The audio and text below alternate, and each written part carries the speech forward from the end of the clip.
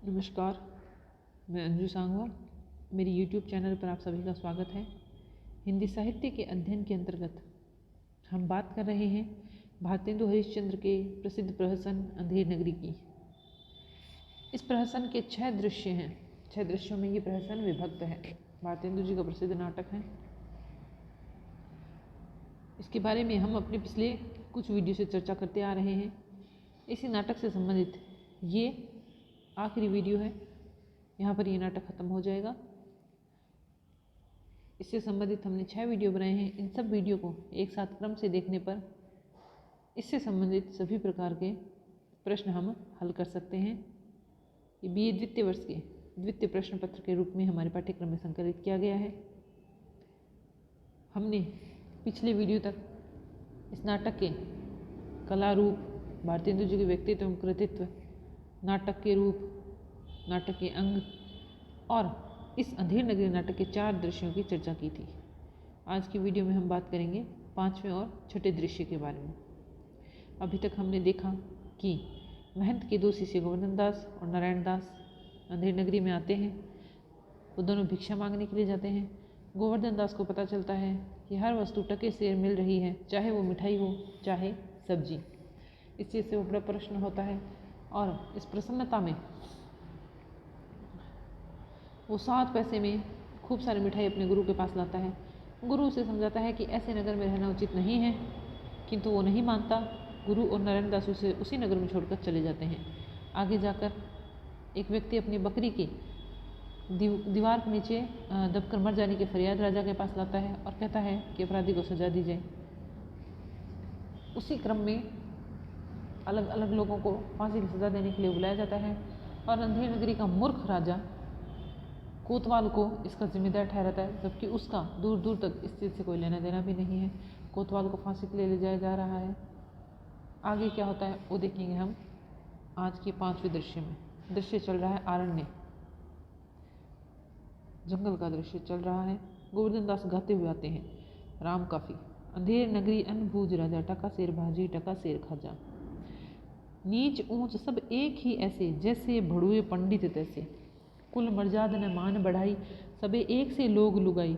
जात पात पूछे नहीं कोई, हरि को भजे सो हरि को होई। वैश्या जोरू एक समाना, बकरी गऊ एक करी जाना।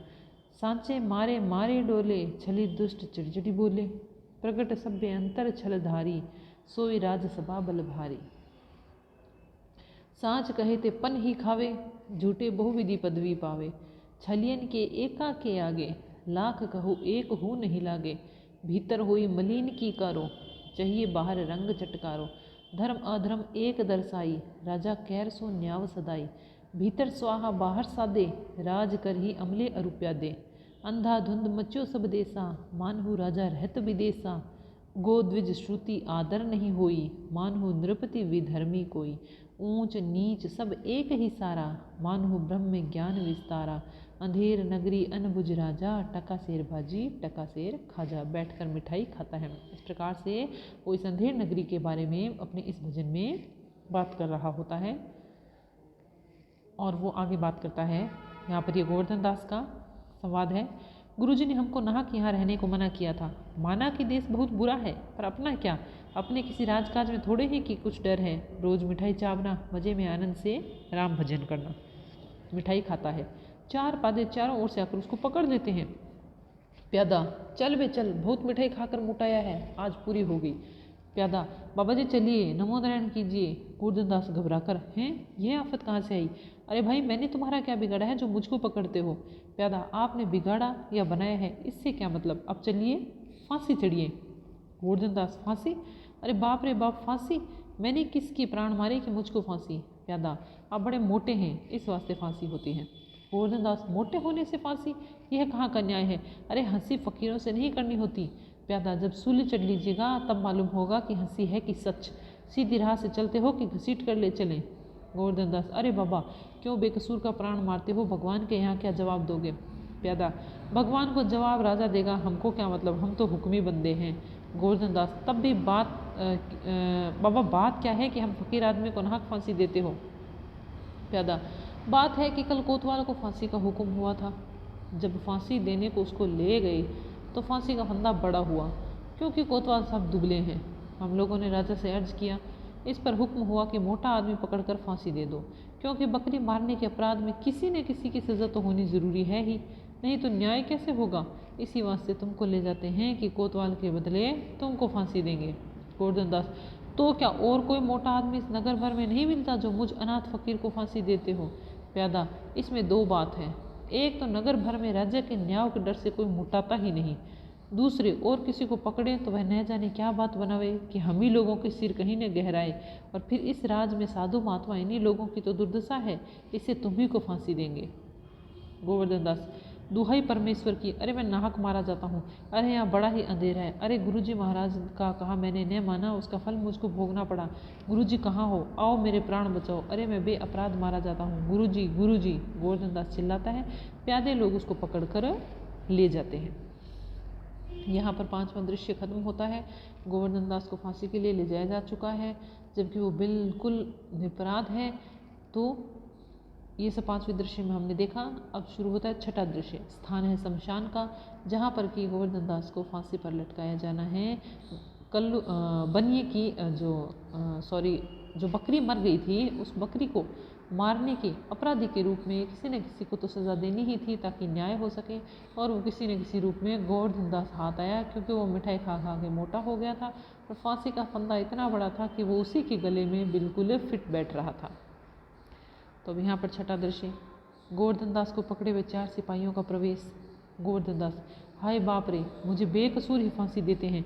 अरे भाइयों, कुछ तो धर्म विचारो। अरे मुझ गरीब को फांसी देकर तुम लोगों को क्या लाभ होगा? अरे मुझे छोड़ दो। हाय हाय, रोता है और दुहाड़े का यत्न करता है, छुड़ाने का यत्न करता है। सिपाही, अभी चुप रहे, राजा का हुक्म भला कहीं टल सकता है? यह तेरा आखिरी दम है, राम का नाम ले, बेफायदा क्यों शोर करता है, चुप रहे। गोवर्धन दास, हाय, मैंने गुरुजी का कहना न माना, उसी का यह फल है। गुरुजी ने कहा था कि ऐसे नगर में न रहना चाहिए, यह मैंने न सुना। अरे इस नगर का नाम ही अंधेर नगरी और राजा का नाम चौपट है, तब बचने की कौन आशा है? अरे इस नगर में ऐसा कोई धर्मात्मा नहीं है जो इस फकीर को बचावे। गुरुजी कहाँ हो? बचाओ। गुरुजी गुरुजी, रोता है। सिपाही लोग उसे घसीटते हुए ले चलते हैं। गुरुजी और नारायण दास आते हैं। गोवर्धन दास छुड़वाने का प्रयास कर रहा है, उसे फांसी के लिए ले जाया जा रहा है। इतने में वहाँ गुरुजी और नारायण दास आ जाते हैं। गुरु, अरे बच्चा गोवर्धन दास, तेरी है क्या दशा है? गोवर्धन दास गुरु को हाथ जोड़कर, गुरुजी दीवार के नीचे बकरी दब गई, सो इसके लिए मुझे फांसी देते हैं। गुरुजी बचाओ। गुरु, अरे बच्चा, मैंने तो पहले ही कहा था कि ऐसे नगर में रहना ठीक नहीं है, तेने मेरा कहना नहीं सुना। गोवर्धन दास, मैंने आपका कहा नहीं माना, उसी का यह फल मिला।